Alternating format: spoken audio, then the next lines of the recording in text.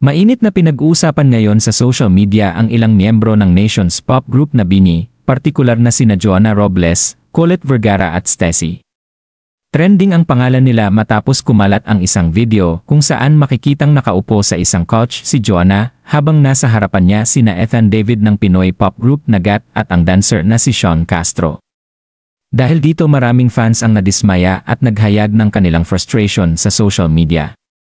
Marami ang nagsabing hindi dapat gawing biro ang sensitibong issue, lalo na sa mga public figures na may malaking impluensya sa kabataan. May mga netizens din na nagsabing naapektuhan ang kanilang tiwala sa BINI members dahil sa video na tila hindi raw naging maingat sa paghawak ng mga ganitong usapin. Dahil sa paglala ng issue at dami ng batikos ay agad na naglabas ng pahayag ang BINI para linawin ang pangyayari at humingi ng paumanhin sa publiko. Narito ang opisyal na statement ng grupo. We know that the past couple of days have been triggering and disappointing for all of you.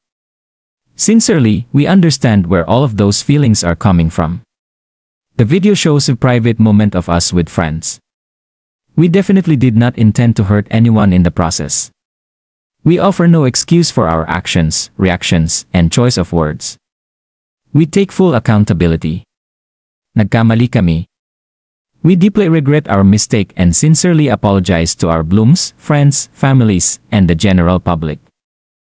We humbly ask for a chance to reflect on and learn from our mistakes and continue to work on becoming better versions of ourselves. Maraming salamat po sa inyong malasakit, suporta, at pangunawa. Samantala sa ngayon ay patuloy pa rin ang diskusyon online. May mga fans na nagsabing tatanggapin nila ang paghingi ng tawad ng BINI at naniniwala silang magiging aral ito para sa grupo, habang may iba namang nagsasabing dapat pa ring managot ang mga ito para sa naging pag-ugali nila sa video. Maraming salamat sa panonood.